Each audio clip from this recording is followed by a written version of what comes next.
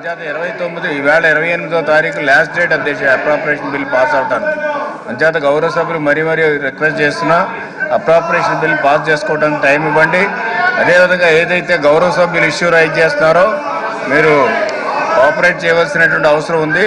అవసరమైతే 30వ తారీఖున మేము స్టేట్మెంట్ ప్రభుత్వం తరఫున స్టేట్మెంట్ పెట్టడానికి ఏ విధమైనటువంటి అభ్యంతరం లేదు అధ్యక్ష. 30th రేపు సెలవు కాబట్టి 30th అన్ని డీటెయిల్స్ కూడా తెప్పించి ఇప్పటికే కొన్ని యాక్షన్స్ తీసుకున్నారు ప్రభుత్వం. అదేవిధంగా తీసుకుని వచ్చి స్టేట్మెంట్ ఈ హౌస్లో పెడతాం అధ్యక్ష. స్టేట్మెంట్ పెట్టిన తర్వాత మీరు డిస్కస్ చేయొచ్చు, మీరు క్లారిఫికేషన్ కూడా అడగడానికి అవకాశం ఉంటుంది. అంచేత ఈ అప్రాపరేషన్ బిల్ పాస్ చేయడానికి సపోర్ట్ చేయవలసిందిగా మీరు కోఆపరేట్ చేయవలసిందిగా కోరుతూ ఉన్నాం అధ్యక్ష.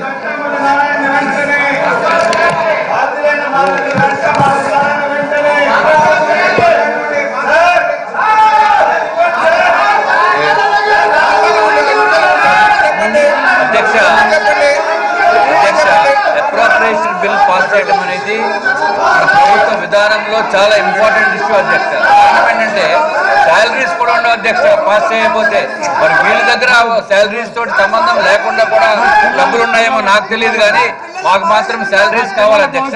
అధ్యక్ష ఏదైతే గౌరవ ప్రతిపక్షం లేపుతుందో ఇష్యూ దాని మీద 30వ తారీఖుని స్టేట్మెంట్ ఇస్తా ఉన్నారు అధ్యక్ష. ఒక్క విషయం అధ్యక్ష, ఏదైతే మనం సపోజ్ ఆర్టీసీ బస్సులు రన్ చేస్తున్నాం అనుకోండి అధ్యక్ష. ఆర్టీసీ బస్సులో కొన్ని వేల మంది ప్రయాణం చేస్తున్నారు, కొన్ని వేల మంది డ్రైవర్స్ దాంట్లో ఉన్నారు. సుమారు 20,000 మంది ఉన్నప్పుడు 20,000 మంది ఉన్నప్పుడు ఒక డ్రైవర్ తప్పిదంతో ఒకళ్ళు ఎవరన్నా మరణిస్తే దాన్ని ఇప్పుడు ఏదో పెద్ద ఇష్యూ అయిపోయినట్టు అసెంబ్లీ ఆపేయవలసినంత అవసరం లేదు అధ్యక్ష. అసెంబ్లీ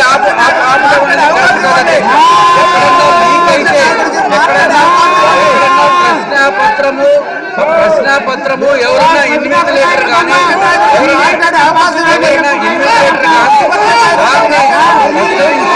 లేకపోతే బయట దాన్ని ఏదో నారాయణ గారు ఏదో చేసించారని నారాయణ విద్యాసంస్థ తేడా అయిపోయిందని అని చెప్పడం అనేది కరెక్ట్ కాదు అధ్యక్ష.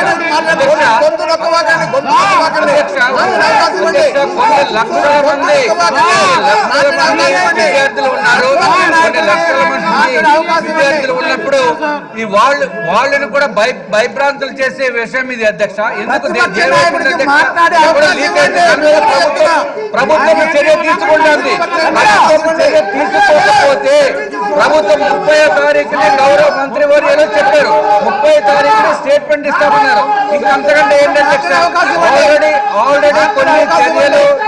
ఆల్రెడీ కొన్ని చర్యలు తీసుకున్నామని చెప్పి గౌరవ మంత్రివర్యులు యనమల రామకృష్ణ గారు చెప్పారు అధ్యక్ష. కొన్ని ఆల్రెడీ చర్యలు తీసుకున్నారు. 30వ తారీఖుని కంప్లీట్ గా చేసినంతా కూడా చెప్తా ఉన్నప్పుడు కూడా బిల్లుని ఆపడం అనేది సరైన పద్ధతి కాదు అధ్యక్ష. మీ ద్వారా ప్రతిపక్ష నేతని తర్వాత వారి సభ్యుల్ని కూడా నేను కోరుతున్నాను అధ్యక్ష. మాట్లాడేది ప్రతిపక్ష నేత జగన్మోహన్ రెడ్డి గారికి వినపడదు అధ్యక్ష. కారణం ఏంటంటే ఆయన ఇయర్ ఫోన్స్ పెట్టుకోలేదు అధ్యక్ష. సో కనీసం అందరినీ కూర్చోవలసిందిగా మేము కోరుతున్నాము అధ్యక్ష. జగన్మోహన్ రెడ్డి గారు, the government has come forward to give a statement on 30th about the issue which you have raised. But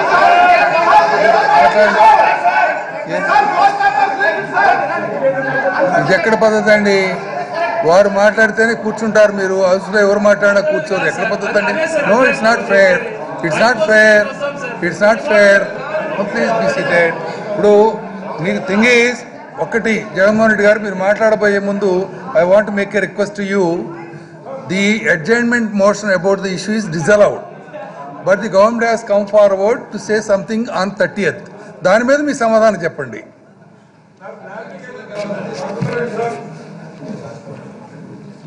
Adhyaksha, the director of government exams, Andhra Pradesh. You are going into the subject. Subject అధ్యక్ష ఇది రాతపూర్వకంగా your adjournment motion daily situation report అని చెప్పి your adjournment రాతపూర్వకంగా report ఇచ్చారు. అన్ని కూడా రాతపూర్వకంగా రిపోర్ట్ ఎక్కువసేపు టైం తీసుకోను 2 నిమిషాలు నేను చదివి వినిపిస్తా వాళ్ళు ఏం రాసినారు. No question is no no. ఇప్పుడు 30th గవర్నమెంట్ స్టేట్మెంట్ ఇచ్చిన తర్వాత దాని మీద మాట్లాడుతుంది కానీ నో ప్లీజ్. ఎస్ అధ్యక్ష, గవర్నమెంట్ తరఫునే చాలా కేటగారికల్గా నేను చెప్పడం జరిగింది అధ్యక్ష. మీరు రైట్ చేసినటువంటి ఇష్యూ ఏదైతే ఉందో వాయిదా తీర్మానం తమరు డిజాల్వ్ చేశారు. వాయిదా తీర్మానాలు ఎప్పుడు కూడా ఈ శాసనసభలో ఎక్కడ కూడా చేపట్టలేదు అధ్యక్ష. ఏదైనా ఎక్సెప్షనల్ కేసు ఏదైనా ఉంటే తప్ప వాయిదా తీర్మానాన్ని హౌస్ అడ్జర్న్ చేసినటువంటి సందర్భాలు లేవు. దీంట్లో ఎక్సెప్షనల్ కేసు ఏం కనపడడం లేదు అధ్యక్ష. ఆల్రెడీ ప్రభుత్వం కొన్ని యాక్షన్లు తీసుకుంది. ఏం తీసుకున్నాం, ఏం చేయబోతున్నాం అనేటువంటి 30వ తారీఖున మేము స్టేట్మెంట్ ఇస్తాం. స్టేట్మెంట్ ఇచ్చిన తర్వాత ఇదే స్టేట్మెంట్ మీరు కూడా చదవండి. మీ దగ్గర ఉన్న రిపోర్ట్ కూడా మీరు చదవండి. మా దగ్గర ఉన్న రిపోర్ట్ మేము పెడతాము. అప్పుడు డిస్కస్ చేసిన తర్వాత ఎవరు తప్పో ప్రజలు నిర్ణయిస్తారు అధ్యక్ష. అంతేగాని మీరు ఈ రోజున మా సబ్జెక్టే చేపట్టండి అంటే కుదరదు అధ్యక్ష. ఇక్కడ ఒక్క నిమిషం కూడా సబ్జెక్ట్లోకి వెళ్ళటానికి లేదు. మనకి constitutional obligation appropriation bill pass అవ్వాలి. మిగతా 2-3 బిల్స్ ఉన్నాయి అధ్యక్ష. ఈనాడు అప్రాపరేషన్ బిల్ పాస్ అయితేనే దానికి April 1 నుంచి పేమెంట్ జరుగుతాయి అధ్యక్ష. అంచేత దాన్ని పాస్ చేయడానికి గతంలో ఎప్పుడు కూడా ఏ ప్రతిపక్షం కూడా అడ్డుపెట్టలేదు అధ్యక్ష. మరి ఈ ప్రతిపక్షం అడ్డుపెడుతుంది. అప్రాపరేషన్ బిల్లు రాజ్యాంగాన్ని కూడా ధిక్కరించేటువంటి విధానంలో వీళ్ళు వెళ్ళలో కూర్చున్నారంటే ఇది వీళ్ళని క్షమించవలసినటువంటి అవసరం లేదు అధ్యక్ష. మీరు ఇచ్చిన వాయిదా తీర్మానం రిజర్వ్ చేసిన తర్వాత దాని మీద చర్చ ఉండదండి. గవర్నమెంట్ 30వ తారీఖున డీటెయిల్డ్ స్టేట్మెంట్ ఇస్తానన్నది. ఆ రోజు మీరు మాట్లాడచ్చు, ఇదే స్టేట్మెంట్ ఆరో చదవచ్చు, ఇదే రిపోర్ట్ ఆరో చదవచ్చు. No please.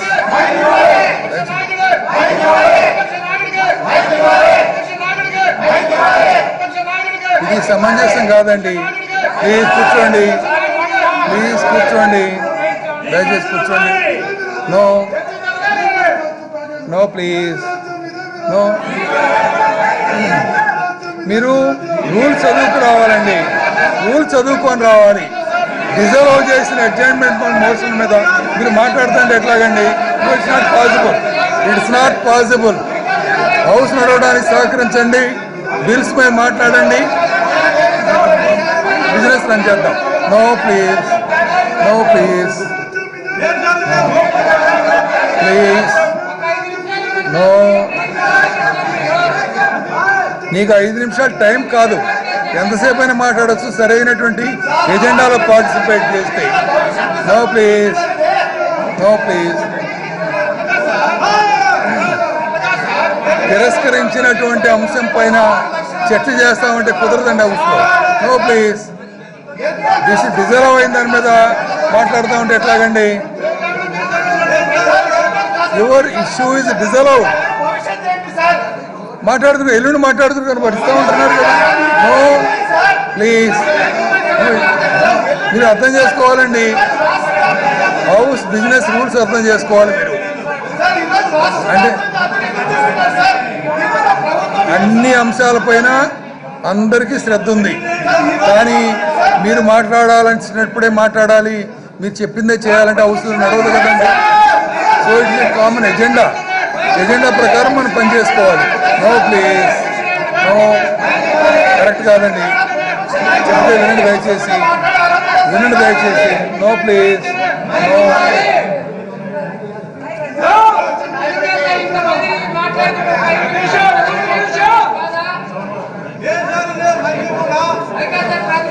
Yes. Deputy Chief Minister for Revenue. Yes. Yes.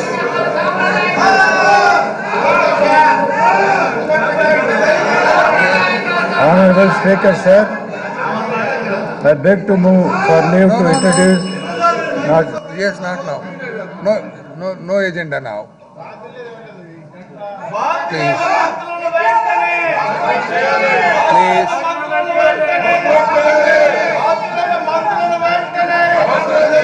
Please.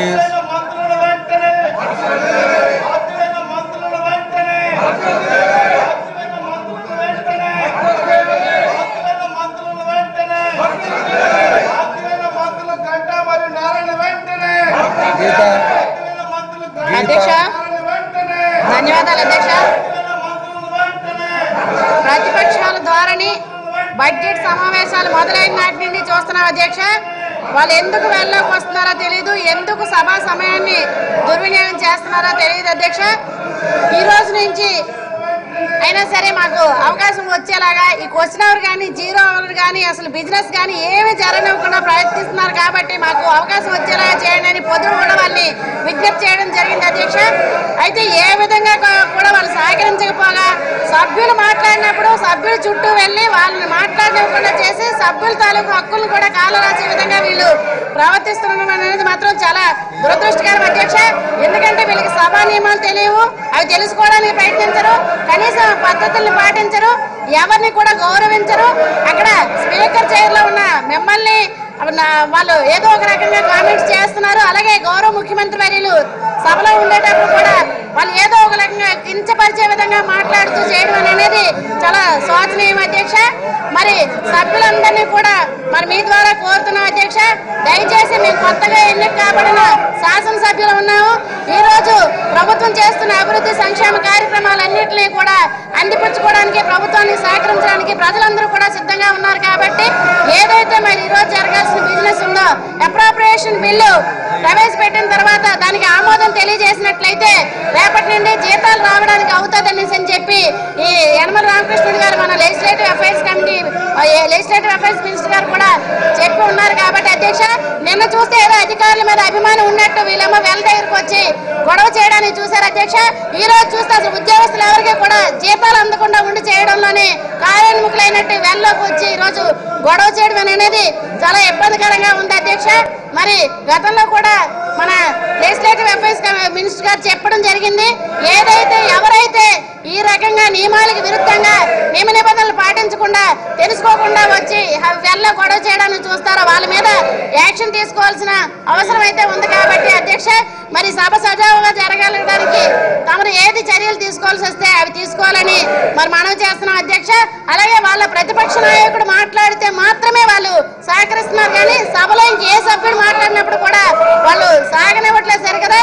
ఈ రోజు మీరు చూశారు, కలమటి వెంకటరమణ గారు మన శాసనసభ్యులు మాట్లాడినప్పుడు కానీ, మరి విష్ణు కుమార్ రాజు గారు మాట్లాడినప్పుడు కానీ వీళ్ళు వాళ్ళ దగ్గరికి వెళ్ళి ఆ సభ్యులను మాట్లాడినప్పుడు చేయడం అనేది కూడా చాలా దురదృష్టకరం. కాబట్టి తమరు దయించి సభ సజావుగా జరగగలగడానికి ఏ చర్యలు తీసుకునైనా సరే మరి ముందుకు నడిపించమని తమని కోరుతూ ధన్యవాదాలు అధ్యక్ష.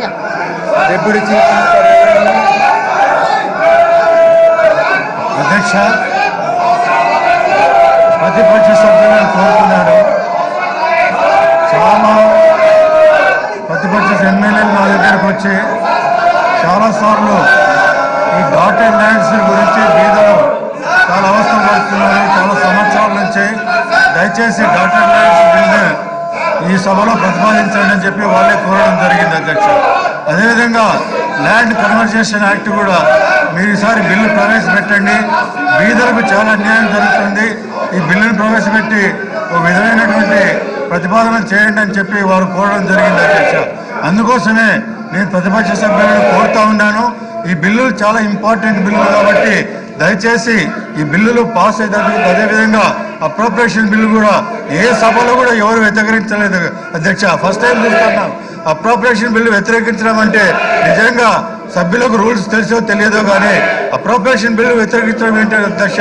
వాళ్ళకు కావాల్సినటువంటి ఇంకా కొన్ని ప్రతిపాదనలు ఏదైనా చెప్పాల్సి ఉండవచ్చు, కానీ ఇటువంటి సభను ఈ విధంగా కించపరచడం మంచిది కాదని చెప్పి నేను మీ ద్వారా వినతి చేస్తున్నాను. అచ్చెన్నాయుడు గారు. అధ్యక్ష, గౌరవ సభ్యులకి ప్రభుత్వ తరఫున రిక్వెస్ట్ చేస్తున్నాం అధ్యక్ష. ఇది ఏదో ఈ రోజు జరిగిన సంఘటన కాదు అధ్యక్ష, 25వ తారీఖు జరిగింది.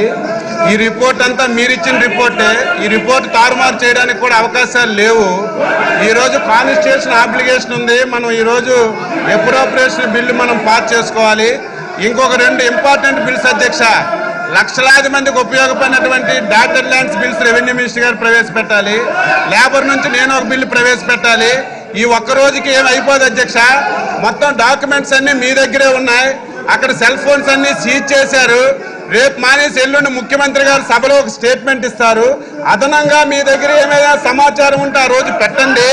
ఎంతటి వారైనా సరే ఇందులో ఇన్వాల్వ్మెంట్ అయితే, ఎంతటి వారైనా సరే ఈ వ్యవహారంలో జోక్యం ఉంటే వారి మీద చర్య తీసుకోవడానికి ముఖ్యమంత్రి గారికి ప్రభుత్వానికి ఎటువంటి ఇబ్బంది లేదు అధ్యక్ష. ఇందులో రికార్డ్స్ తారుమారు అయిపోతాయి అనడానికి ఏం లేదు అధ్యక్ష. అదేదో ఈ రోజు కూడా జరగలేదు, 25వ తారీఖు జరిగింది అధ్యక్ష. ఈ రోజు మీరు సభలో తెచ్చారు, అయినా సరే దీన్ని మేము వెనకడుగు వేయడం లేదు. ఈ రికార్డ్ అంతా మీ దగ్గరే ఉంది, సెల్ ఫోన్స్ అన్ని సీజ్ చేశాం. కాబట్టి దయ ఉంచి మీరు సహకరించండి. ఈ రోజు కాన్స్టిట్యూషన్ అప్లికేషన్ మన అప్రోప్రియేషన్ బిల్లు మనం పూర్తి చేసుకుని ఎల్లుండి దీని మీద ముఖ్యమంత్రి గారు స్టేట్మెంట్ ఇస్తారు. గంటల తరబడి చర్చించండి, అదనపు సమాచారం ఉంటే సభలో పెట్టండి, ఎవడు బాధ్యత అయితే వాడి మీద చర్య తీసుకుందాం. దయ ఉంచి కాన్స్టిట్యూషన్ అప్లికేషన్ కాబట్టి మీకు మళ్ళీ చేతులెట్టి రిక్వెస్ట్ చేస్తున్నాం, ఇది అవసరమేది. దయ ఉంచి మీరు సహకరించి ఆ చర్చల్లో పాల్గొనండి. ఈ రోజు ఇంపార్టెంట్ బిల్స్ ఉన్నాయి, లక్షలాది మంది 3 లక్షల మందికి మేలు జరిగే dotted land bill revenue minister గారు ప్రవేశపెడుతున్నారు. నా లేబర్ బిల్లు ఒకటి ఉంది, దయ ఉంచి సహకరించమని సభ్యుల ద్వారా గౌరవనీయులైనటువంటి జగన్మోహన్ రెడ్డి గారికి ప్రభుత్వం తరఫున కోరుతున్నాను, సహకరించమని కోరుతున్నాను అధ్యక్ష. రవికుమార్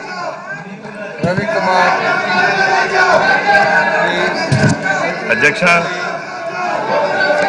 ప్రతిరోజు ప్రతిపక్షానికి ఎప్పుడో జరిగిపోయిన సంఘటనలు సభలోకి తీసుకురావడం, సభలో వాళ్ళ ఇష్టానురీతిగా ప్రవర్తించడం, సభలో సభా నియమాల ప్రకారం ఏదైతే ప్రతిరోజు ఎజెండా ఉంటుందో క్వశ్చన్ అవర్ కానీ, జీరో అవర్ కానీ, షార్ట్ క్వశ్చన్స్ కానీ ఏమి కూడా చర్చకి రాకుండా చేయడం, అందరి సభ్యుల తాలూకా హక్కుల్ని కాలరాయడం, ఇది నిజంగా ఒక పెద్ద నేరం అధ్యక్ష.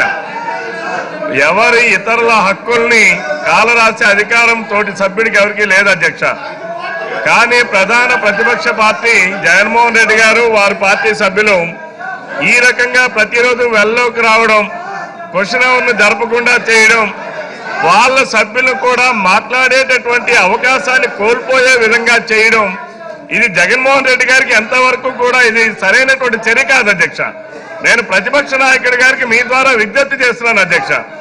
ఈ సభలో మా చర్చలు జరిగితే అధికార పక్ష సభ్యులతో పాటుగా ప్రతిపక్ష సభ్యులకు కూడా మాట్లాడే అవకాశం వస్తుంది అధ్యక్ష. ఈ రోజు ఈ సభలో ఉన్నటువంటి సభ్యులందరూ శాసనాలకు చేయడానికి ఉన్నటువంటి సభ అధ్యక్ష. ఇది ఈ రోజు అటువంటి శాసనాలు ఈ సభలో ప్రవేశపెడితే, నిన్న 12 బిల్స్ ని ప్రవేశపెడితే ఒక్క బిల్లు పైన కూడా చర్చకు రావడానికి ఇష్టం లేక మరి ఎప్పుడు లేని సంఘటనని తీసుకొని వచ్చేటటువంటి పరిస్థితి ఉన్నాయి అధ్యక్ష. ఈ రోజు మొట్టమొదటి నుంచి కూడా మనం చూసుకుంటే అధ్యక్ష, ఈ సమావేశాల్లో పిఎస్సి నిర్ణయం ప్రకారం 14 రోజులు మనం అనుకున్నాం అధ్యక్ష.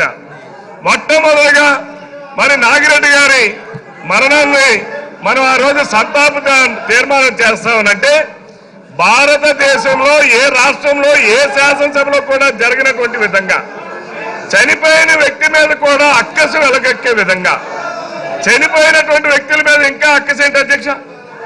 దానిని కూడా ఆ రోజు మరి సంతాప తీర్మానాన్ని కూడా రాకుండా బాయ్కాట్ చేసినటువంటి చరిత్ర వైఎస్ఆర్సీపీ పార్టీది. మరి వైఎస్ఆర్ దేశ పార్టీ నాయకుడు జగన్మోహన్ రెడ్డి గారిని అసలు చనిపోయిన వాళ్ళ మీద కూడా కక్ష సాధించేటటువంటి ఆ ఆలోచన ఇంకా వారికి ఎలా ఉంటుందో ఇది మాకైతే అర్థం కావట్లేదు అధ్యక్ష. మరి 2వ రోజు బిఎస్సి సమావేశానికి ఆయన రారు, ఆయన పంపించిన వారి సభ్యులు వస్తారు, బిఎస్సిలో తీసుకున్న నిర్ణయాలకు అక్కడ కట్టుబడి ఉంటారు. ఆ తర్వాత వారి నాయకుడి దగ్గరికి వెళ్ళి బిఎస్సి సమావేశాల్లో తీసుకున్నటువంటి నిర్ణయాలు కానీ, ఎజెండాలు కానీ, దానిని క్రమ పద్ధతిలో దాన్ని నడిపించాలనేటటువంటి ఆ ఆలోచన విధానాన్ని పక్క తప్పుకొని ప్రతిరోజు ఏదో ఒక గొడవ సృష్టించడం అధ్యక్ష. మరి 3వ రోజు అధ్యక్ష, ప్రపంచం అంతా కూడా వాటర్ డే అని చెప్పి, ఇంటర్నేషనల్ వాటర్ డే అని చెప్పి ఆ రోజు మరి 4వ రోజు ప్రపంచం అంతా కూడా ఒక కన్సెన్సస్ చేస్తే, ఇదే శాసనసభలో మరి ముఖ్యమంత్రి గారు ఆ రోజు దానిపైన స్టేట్మెంట్ ఇచ్చి దానిపైన చర్చకి రమ్మని చెప్పి మరి అందరితో కూడా ప్రమాణం చేస్తే ఆ రోజు బాయ్కాట్ చేసి వెళ్ళిపోయినటువంటి వాళ్ళు, వీళ్ళకి సభలో నిబంధనలు తెలియదు అధ్యక్ష. జగన్మోహన్ రెడ్డి గారు మాలాగే మాతో పాటుగా మొట్టమొదటిగా శాసనసభలో మొట్టమొదటిగా శాసనసభ్యుడిగా ఎన్నికై వచ్చారు అధ్యక్ష. వారికి సభా నియమావళి తెలియదు, సభా నిబంధనలు తెలుసుకోవడం లేదు, మాకు కూడా తెలియదు అధ్యక్ష. మేము కూడా మా దగ్గర ఉన్నటువంటి సీనియర్ శాసనసభ్యుల్ని ఎంతో మందిని అడిగి తెలుసుకుంటున్నాం అధ్యక్ష. నిబంధనలు సభలో ఎలా ఉండాలి, సభలో ఏ రకంగా మాట్లాడాలి, సభలో నియమాలు ఎలా ఉంటాయి, 344 అంటే ఏమిటి, 304 అంటే ఏమిటి, క్వశ్చన్ అవర్ ఏంటి, ఎలా సభ్యుల హక్కుల్ని ఏ రకంగా పరిరక్షించాలి, సభలో ఏ రకమైనటువంటి పదజాలతో మాట్లాడాలి, ఇవన్నీ కూడా మా సహచర సీనియర్ శాసనసభ్యుల నుంచి మేము ఎంతో మంది కూడా నేర్చుకుని వారందరి దగ్గర కూడా తెలుసుకొని ఈరోజు సభలో ఇక్కడ మేము మరి మీ ఆధ్వర్యంలో ఈరోజు సభానాయకుడికి ఏ రకమైనటువంటి గౌరవం ఇవ్వాలి, సభానాయకుడి సభను నడిపించడానికి ఏ రకమైనటువంటి వెసులుబాటు కల్పించాలి అనేటటువంటి ఆలోచన విధానంతో తెలుసుకొని అందరు శాసనసభ్యులు ఈరోజు సభలో ప్రవర్తిస్తున్నాం అధ్యక్ష. మరి ఈరోజు వాళ్ళు చూస్తే ఆ రోజు మరి ఏదైతే ఇంటర్నేషనల్ వాటర్ డే రోజు సభ నుంచి ఒక అంశం మీద బాయ్కాట్ చేసి మళ్ళీ అదే అంశం జరుగుతుండగానే సభలోకి రావడం, కూర్చోవడం, మరి ఆ రోజు మళ్ళీ ముఖ్యమంత్రి గారు విష్ణుకుమార్ రాజు గారు ప్రస్తావన చేస్తే ఇంకోసారి ప్రతిపక్ష సభ్యులు కూడా వచ్చారు. మీరు మరలా ప్రమాణం చేయించండి అంటే ముఖ్యమంత్రి గారు ప్రమాణం చేద్దామనంటే మరి సాక్షాత్తు ఈ సభలో సభాధ్యక్షుడిగా ఉన్నటువంటి మీరు కూడా నిలబడి ఇక్కడ ఈ సభలో మీరు సభాధ్యక్షుడు అధ్యక్ష, ఇక్కడ వ్యక్తులు కాదు అధ్యక్ష, అక్కడ ఉన్నటువంటి కుర్చీ ఆ చేరుకున్నటువంటి గౌరవాన్ని సాంప్రదాయాలను కూడా మంట కలిపే విధంగా మీరు కూడా నిల్చొని ప్రమాణం చేస్తూ ఉంటే మరి లెజిస్లేటివ్ పార్టీ అపోజిషన్ లీడర్ కానీ వారి సభ్యులు కానీ కూర్చొని ఉండడం ఇది బహుశా భారతదేశ చరిత్రలోనే ఏ శాసనసభలో కూడా ఇటువంటి సంఘటనలు గతంలో ఎన్నడూ కూడా జరగలేదు అధ్యక్ష.